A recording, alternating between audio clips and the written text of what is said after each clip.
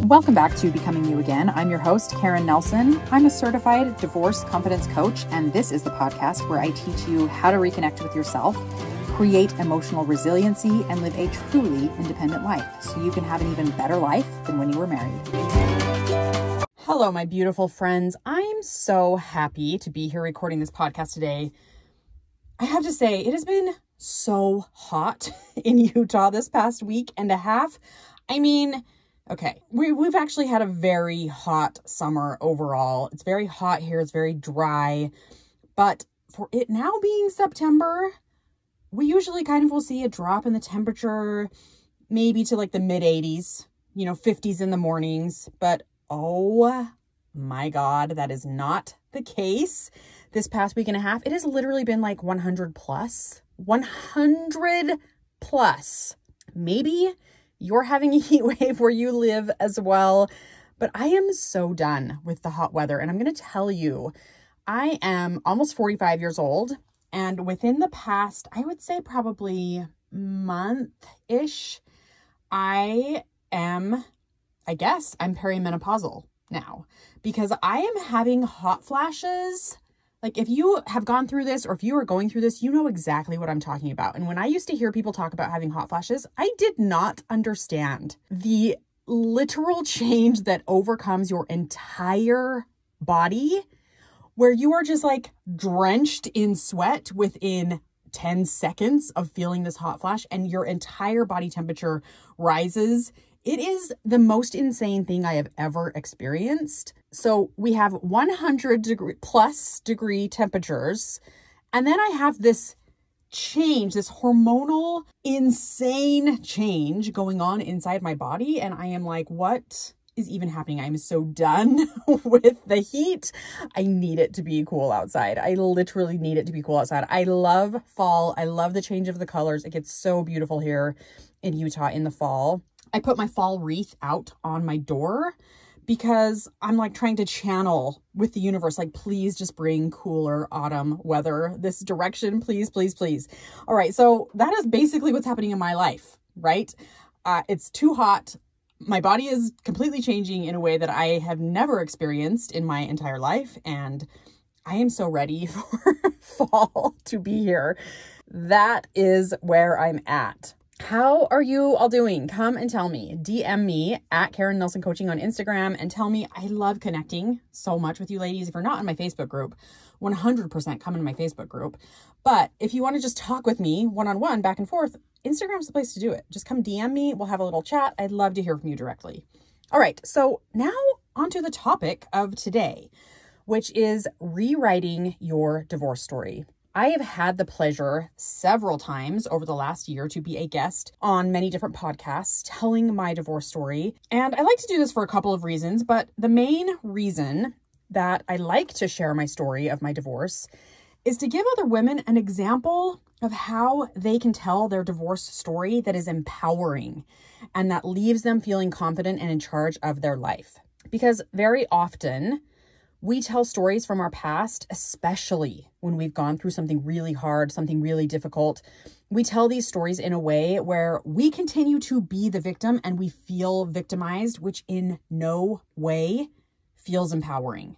And it makes it really difficult for you to feel confident about your life and the direction that you're headed in. And I want you to feel confident. I want you to believe that you can create and live any kind of life that you want after your divorce. I truly believe this. You truly can. I 100% believe that that is the truth for you. And I want you to believe that as well. And it really starts with rewriting your divorce story or rewriting stories from your past. So let's talk about that. First of all, what does it even mean to rewrite the story? Because you might be thinking, well, yeah, but everything that I'm telling is the truth.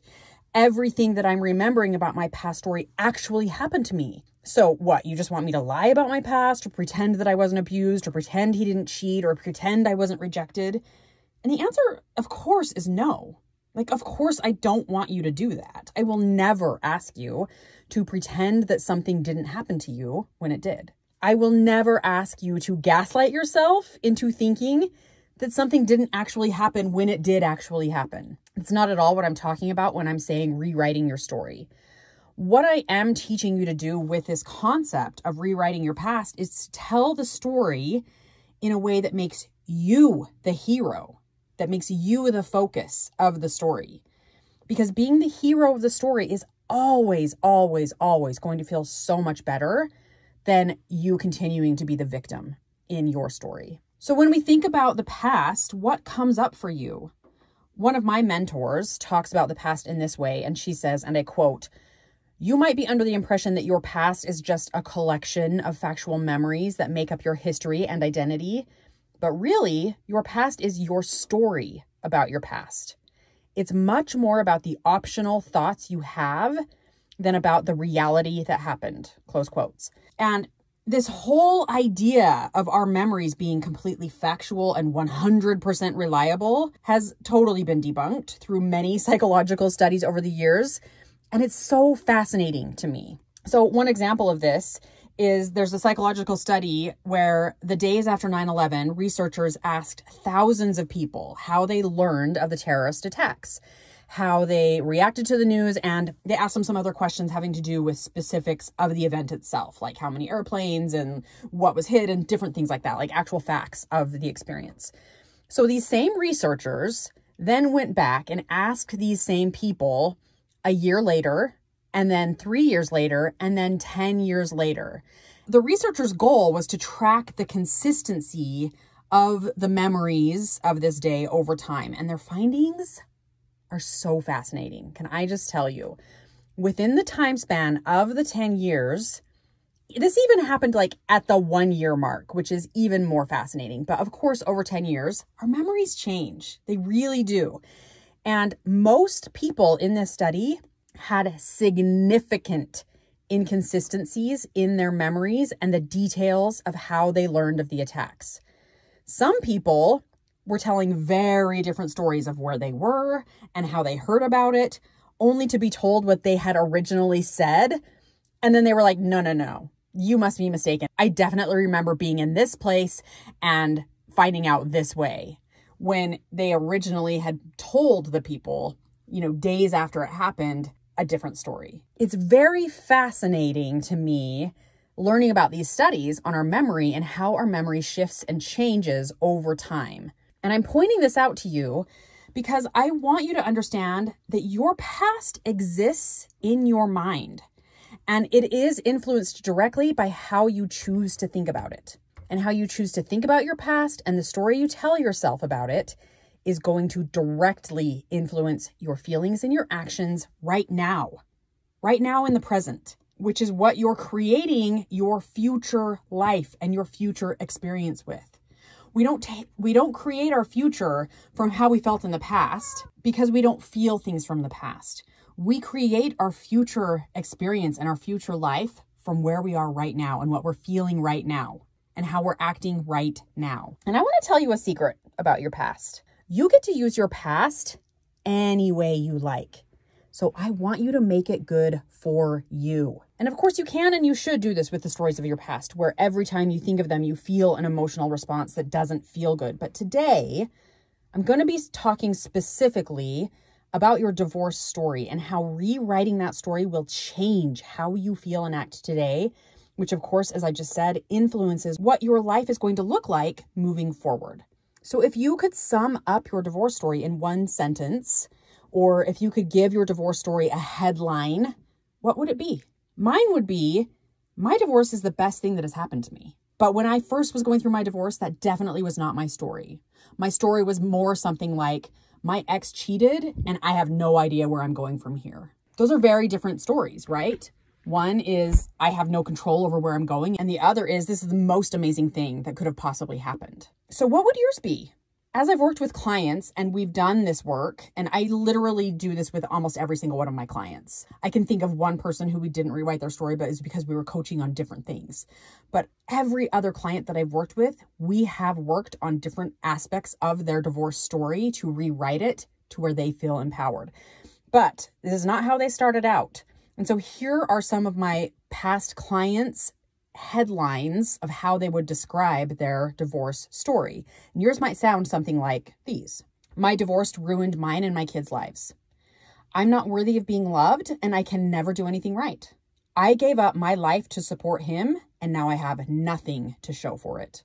My narcissistic ex screwed me up and screwed me over. When I worked with Karen Nilsson as my divorce coach, I worked on myself from the inside out. Best of all, I learned to love and forgive myself through my divorce. I found me again, and I started putting my needs first. I learned to create healthy boundaries without people-pleasing or being codependent. I found my confidence again, and I am proud of who I've become.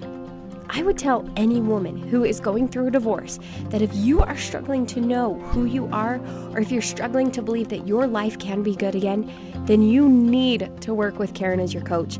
She helps you see that your life doesn't end with divorce, and it's really the beginning of something new and amazing. If this sounds like something you'd be interested in, click the link in the show notes to find out more about how to work with Karen Nilsson. So what does your headline sound like right now?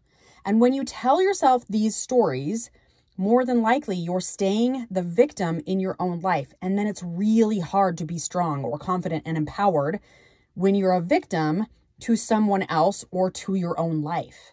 What would change for you right now if you stopped blaming your past? How would you be affected now if you could change your story of the past so you were the hero of the story instead of the victim? So I had a client that I'm going to use as my example today, but I had a client who continued to feel like the victim after her divorce was finalized because she was holding onto this story so tightly. This was her story. They were moving to a new place for her husband's job, but she had to move with the kids first while he finished up his old job in the other city. And she kept retelling the story of how it was so hard to move by herself with the kids.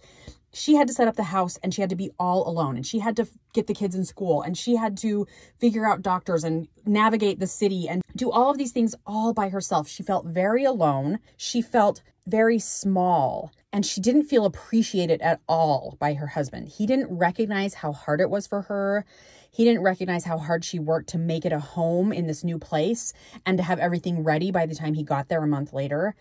And all he did when he called or visited for a weekend during that month was that he complained about how hard it was for him and how difficult and how stressed out he was. And she just felt so alone. She felt so unseen. She felt very isolated and very weak because she felt like all she was doing was doing all of this work and was going unappreciated. And then she was walking on eggshells trying to placate his mood so that he wouldn't get upset when they were together for moments here and there during this time. She kept retelling this story and she kept feeling miserable about her life and about who she was because she kept telling her story in this way.